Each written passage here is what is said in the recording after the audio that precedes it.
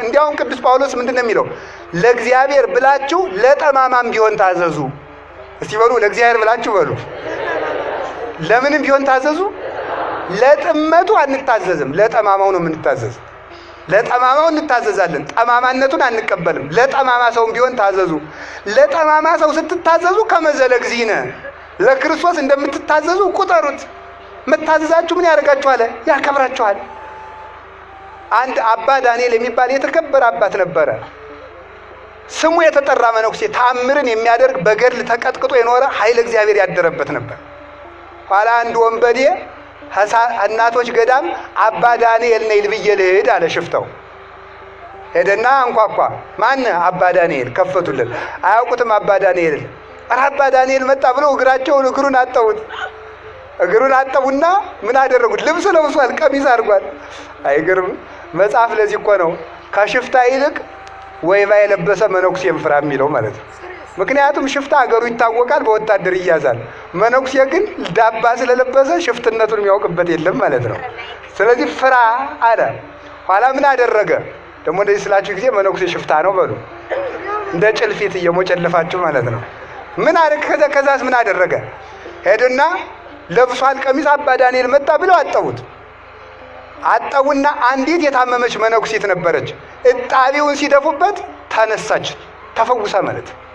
እምነታቸውና መታዘዛቸው አባ ዳንኤልን እንዳጠቡ ተቆጠረላቸው። ወንበዴ አጥበው ምንድን ነው የምታደርጉት? እኔ እኮ ሽፍታ ነኝ ወንበዴ ነኝ አለ። እኛ አባ ዳንኤል መስለህን ነው። በኋላ እሱም ደግሞ ለካ የእነዚህ ሰዎች ሃይማኖት እንዲህ ያደርሳል ብሎ ተጸጽቶ መንኩሶ ለምናኔ በቃ ደግሞ እሱ ማለት ሽፍታው ራሱ ተመልሶ ማለት። ካልተጠራጠርን ሰዎችን ሳንመርጥ ከታዘዝን ጠማማ ነገር ካላዘዙን በስተቀር ካዘዙን ከታዘዝ እግዚአብሔር በዚህ ምን ይሰጠናል? ኃይለ እግዚአብሔር ያሳድርብናል፣ ረድኤቱን ይሰጠናል። ስለዚህ የቅዱሳን የሕፃናት አንዱ ጠባያቸው እሱ ነው። ሌላው ሕፃን እገሊት አይኗ ጥሩ ነው፣ እገሊት ጆሮዋ ጥሩ ነው ይላል አይልም? አይልም። ይኸውላችሁ ደግሞ ክፉ ምኞት የለባቸውም። ክፉ ምኞት የለባቸው፣ ዝሙት የለባቸው። ወንድ ሕፃን ቢሆን የሴት መልክ አያደንቅም፣ ሴት ሕፃን ብትሆን የወንድ መልክ አታደንቅም። ስለዚህ ምኞትን ቆርጣችሁ ጣሉ ነው። አይ በዚች ነገር ያስተላለፈው መልእክት ብዛት ምኞትን ቆርጠህ ጣል ነው። ምኞትን ለመቁረጥ አይንን መመለስ ነው። ቅዱስ ዳዊት ሚጦላ አይንቴ ከመይራ ከንቶ፣ አይኖቼ ከንቱ ነገርን እንዳያዩ መልሳቸዋል። አይኖቼ ከንቱ ነገርን እንዳያዩ መልሳቸው። ማን ያለ? ቅዱስ ዳዊት። የሰው ልጅ አይምሮ ከካሜራ በጣም ብዙ ሚሊየን ጊዜ አቅም አለው፣ ቀርጾ ያስቀራል። እና ሰውን ትክ ብላችሁ አትዩት እሺ። መልኩን ይቀርጽባችሁና ሌሊት እዚያ በኋላ ያን ሰው አምጡ ይላችኋል። ይሄ ነው አይንህን መልስ ነው። ወጣቶችም አስተውሉ፣ ሴቶቹም አብዳችኋል መቼም። እውነቴን ነው። ጨርቃችሁን እያሳጠራችሁ ራቁታችሁን ፎቶ እየተነሳችሁ ልቃላችሁ። ወንዱ አይኑን አፍጥጦ እዚያ መዋል። አሁን እኮ እንኳን ጻድቅ ወንድ ጀግና ወንድ እንኳን አናገኝም። ወደፊት ጅላጅል ነው ዝም ብሎ ማለት አልቋል። በሴት ፎቶ የነወለለ ነው በእውነቱ ማለት ነው። ይሄ እኮ ነው። አታውቁም? ሴቶች ታይተው የመወደድ ጸጋ አላቸው። የዚህን ምስጢር ደግሞ እነግራችኋለሁ የሌላ ቀን። ታይተው ነው የሚወደዱት። ለምን መሰላችሁ? አዳም ሔዋንን ስለጠላት እንጨት አብልተሽ አጠፋሽ ስላለ እዚያ በኋላ ሴትና ወንድ ጠበኛው ነው ሊቀሩ ሆነ። እዚያ በኋላ እግዚአብሔር ለሴት ልጅ ምን አደረጋት? ታይታ እንድትወደድ አደረጋት። ስለዚህ ሴትን እያየ ሰው ወንድ ይወዳል ማለት እና አይን ላይ መጠንቀቅ ነው። ሰምታችሁኛል? አይንህን ካልተጠነቀቅ አጥምዶ አናውዞ ይጥልሃል። ታላቁ እስክንድር የሚባለው እስክንድር 127 ሀገሮችን ቀጥቅጦ የገዛው እስክንድር ለወታደሮች የሚመክራቸው ምክር ምን ነበር መስላችሁ? በጠላት ሀገር ሄዳችሁ በውሃ ጥም እንዳትሸነፉ፣ በሴት እንዳትሸነፉ ነበር ያላቸው። በምንና በምን ያላቸው? በውሃ ጥምና በሴት እንዳትሸነፉ፣ ካልሆነ ትሸነፋላችሁ ነበር የሚላቸው። እና ውሃ የፈለገ ቢጠማቸው አይጠጡም። እንዲያውም 100 ወታደር ከሚያጠምደው ይልቅ አንዲት ሴት የምታጠምደው ብልሃቱ ኃይለኛ ነው። ይህንን ነው ጌታ ያለ። ምንድን ነው? ዝሙትን ተጠንቀቁ፣ ምኞትን ቆርጣችሁ ጣሉ። ህሊናቸው ንጹህ ነው። ህፃናት ህሊናቸው ንጹህ ነው። አሁን ቅዳሴ ሲቀደስ እግዚአብሔርን እኮ ያያሉ። ይገርማቸዋል። ህፃናት ቅዳሴ ሲቀደስ እግዚአብሔርን ያዩታል። እኛ አይታየንም፣ የኃጢአት መጋረጃ ስለጋረደ። ብፁዓን ንጹሐነ ልብ እስመ እሙንቱ ይሬእይዎ ለእግዚአብሔር። ልባቸው ንጹህ የሆኑ ሰዎች እነሱ ንዑዳን ክቡራን ናቸው። ማንን ያዩታልና? እግዚአብሔርን ያዩታልና። ስለዚህ ሕፃናት ይህ ናቸው። ሌላ ሕፃናት የሕፃናት ኃይላቸው ልቅሶ ነው። እስኪ በሉ የሕፃናት ኃይላቸው በሉ። የሕፃናት ኃይላቸው ምንድን ነው? ድገሙት እንጂ። የሕፃናት ኃይላቸው ምንድን ነው? ልቅሶ ነው። የክርስቲያኖች ኃይላችን ምንድን ነው? እንባ ነው። የክርስቲያኖች ኃይላችን እንባ ነው። ይለቀሳል፣ እንባ ያሰጥማል።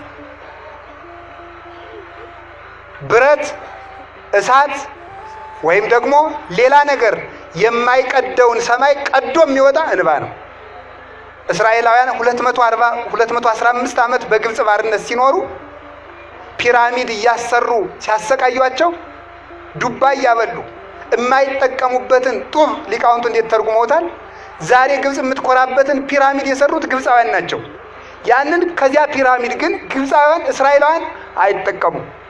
ያንን ጡብ እየተኮሱ ጭቃውን እያቦኩ ያንን እየተኮሱ ይሰራሉ።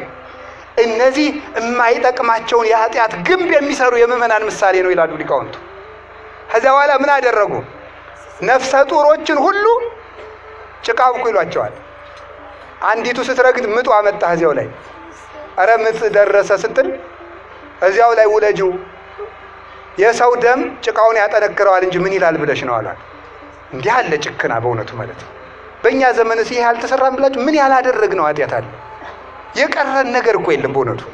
እንባዋን አለቀሰችና በእጇ እንዲህ አድርጋ በእጇ ይዛ ወደ ሰማይ ሀሎኑ በዚህ ሰማይ እግዚአብሔር አዶናይ፣ እውነት በዚህ ሰማይ እግዚአብሔር አለ ብላ ሰማይ ወደ ሰማይ እንባዋን ስትረጨው ሰማይ በጦርነት የማይከፈተውን ሰማይ እንባዋ አንኳኳው የሰማዩን ደጅ።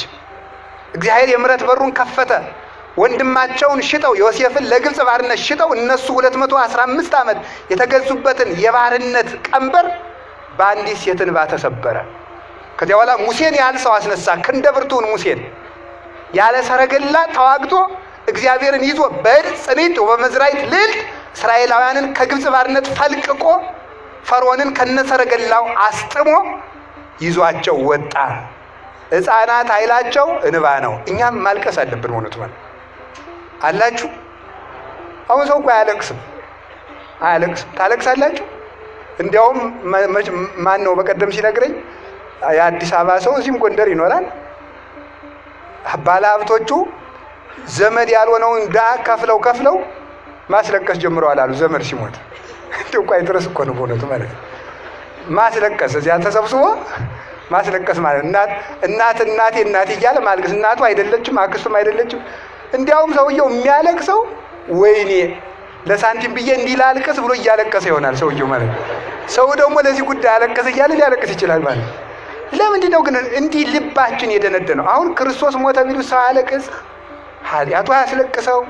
ምን አይል እና እንባን እንዴት ማግኘት ይቻላል የሚል ሊቃውንቱ በጣም ብዙ አመስጥረውበታል።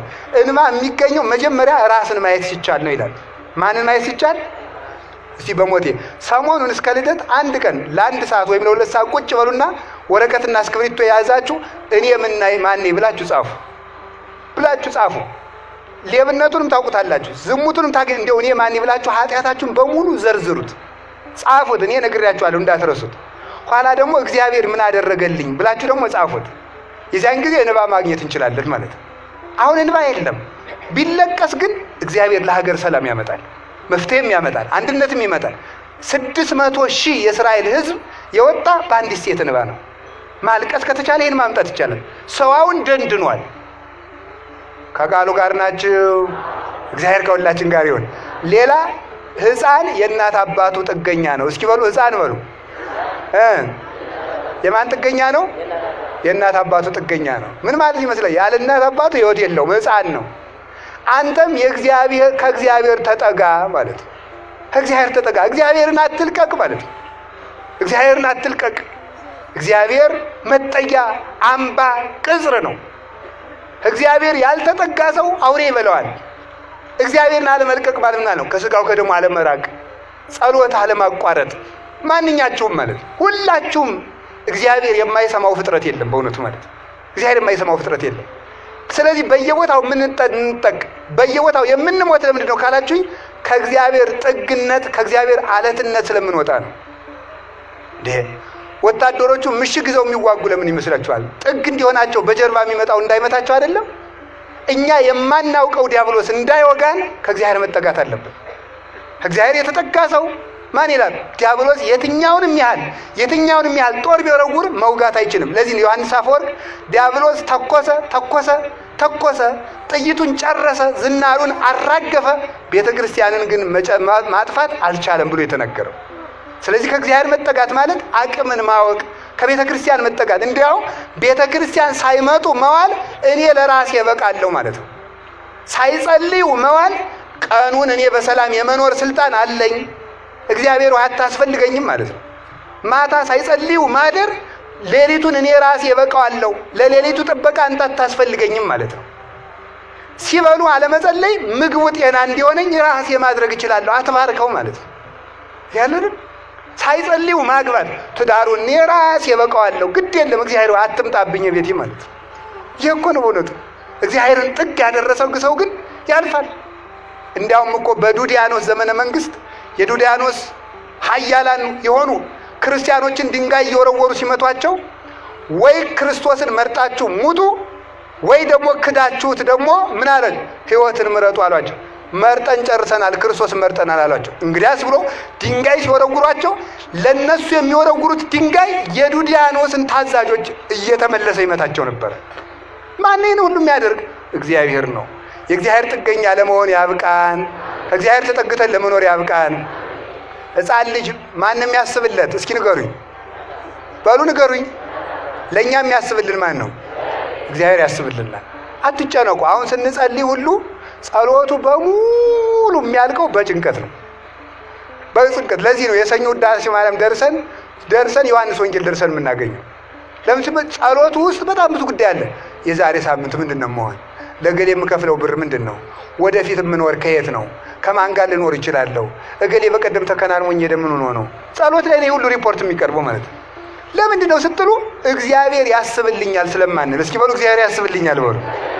ማን ያስብልናል? እግዚአብሔር። ሕፃንን እናቱ የምታስብለት ከሆነ እግዚአብሔር እንዴት አያስብልን ነው? ፍጠረኝ ሳንለው የፈጠረን የማይዘነጋ አምላክ እንዴት አያስብልን ነው? ግድፍ ላይ ለእግዚአብሔር ህሊናከ ወውእቱ ይሴሰየከ፣ እንዲህ አድርገህ ኑር ለማለት እንደ ሕፃናት ሁኑ አለ። በመካከላቸው ጠርቶ ያቆመው ሕፃን አግናጤዎስ ምጥው ዘአንበሳ ይባላል። ይህ ሕፃን ጌታ ታቅፎ ያስተማረበት ከቅዱስ ጴጥሮስ ጀምሮ የሮም 3ኛው ሊቀ ጳጳስ ነው።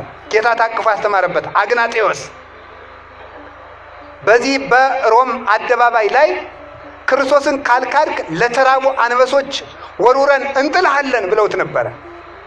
እንጥልሃለን ሲሉት ምን እንዳለ ታውቃላችሁ? እንዲህ ነበር ያለው፣ ክርስቲያኖች መምህር ለጊዜው ሃይማኖቴን ክጃለሁ በልና ሰንብትልን እንድታስተምረን አሉት። እሱ ግን ምን ይላቸው ነበረ? ወደ ጌታዬ ከመሄድበት ከመንገድ ላይ የምትቆሙብኝ ለምንድን ነው አላቸው። በሞት በኩል ወደ ክርስቶስ እንደሚሄድ ያውቀዋልና። ታውኝ እንጂ የአንበሶች ጥርስ እንደ ወፍጮ አድርጎ ይፈጨኝና እንደ ንጹሕ ስንዴ ለጌታዬ ለኢየሱስ ክርስቶስ መስዋዕት እሆናለሁ። በአንበሶቹ እፈጫለሁ፣ ከዚያ የጌታዬ መስዋዕት እሆናለሁ። እኔ ለክርስቶስ የተዘጋጀው የበቀልኩ ስንዴ እኮ ነኝ ብሎ ነበር የተናገረው። እንዲህ ያለ ቆራጥ ሰማዕት ነበረ። በኋላ ተመልከቱ፣ እሱን የገደሉት ኃያላኑ ጠፍተው የእሱ ዘር ግን ሰፍቶ እነ ቅዱስ ፖሊካርፐስ ሰፍተው፣ ሌሎቹም ቅዱሳን እነ ቅዱስ ሄሬኔዎስ፣ እነ ቅዱስ አትናቴዎስ፣ እነ ቅዱስ ቄርሎስ የክርስቲያን ደም ዘር ነው የሚባለው። ለዚህ ነው ዘር አንዱ ነው ይዘራል፣ ብዙ ሆኖ ያፈራል። ክርስቲያኖች አንዱ ነው ይሞታሉ፣ ብዙ ሆኖ ይበቅላሉ።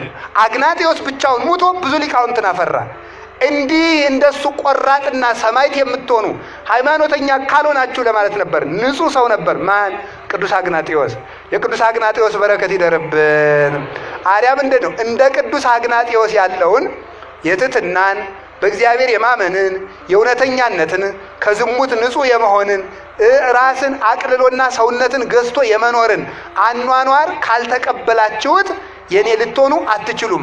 ይህን ሕፃን የተቀበለ እኔን ይቀበላል ማለት እንደ አግናጤዎስ ያለ አኗኗር ያለው ሰው እኔ አድርበታለሁ። አንድ ሁለተኛ፣ እንደዚህ ሕፃን ቅዱስ የሆነውን እንደ አግናጤዎስ ያለውን ቅዱስ በምልጃ በረዴት የተቀበለውን ሰው እኔን ተቀበለ። ስለዚህ ምን ማለት ነው? እንደዚህ ሕፃን ያለውን የተቀበለ እኔን ተቀበለ ማለት ቅዱስ አግናጤዎስን የተቀበለ ክርስቶስን ይቀበላል። ቅዱስ አግናጤዎስን መስለው እንደዚህ ያለውን ያለ ይህን ሕፃን ብቻ አላለም።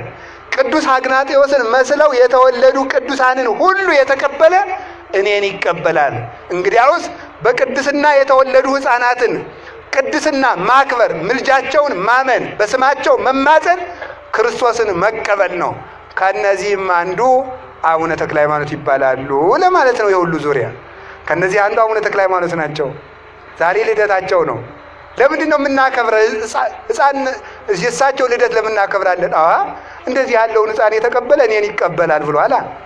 የተክለ ሃይማኖትን ልደት ማክበር የክርስቶስን ልደት ማክበር ነው። ለምንድን ነው እንደዚያ የሚሆነው? ለክርስቶስ የኖሩ ስለሆኑ፣ ለክርስቶስ የኖሩ ራሳቸውን ጥለው የኖሩ ስለሆኑ እንዲያውም አሁን ዛሬ በየሜዳው እየመጣ ኢየሱስን ተቀበል ይላል። ኢየሱስን ተቀበል ይለኛል። እኔ ተክለ ሃይማኖትን ስቀበል ኢየሱስን ተቀብያለሁ። ሐዋርያትን ስቀበል ኢየሱስን ተቀብያለሁ። እናቱን በእናትነት ስቀበል ኢየሱስን ተቀብያለሁ። ይኸው ነው። ቅዱሳንን የተቀበለ ክርስቶስን ይቀበላል። እንዲያውም ቅዱሳንን የሚያቃልል ሰው ክርስቶስን አይቀበልም ማለት ነው። ምክንያቱም እሱ ምን ብሏል? ይህን ሕፃን የተቀበለ እኔን ይቀበላል ብሏልና። ቅዱሳንን የማይቀበል ሰው ክርስቶስ በሱ አድሮ አይኖርበትም።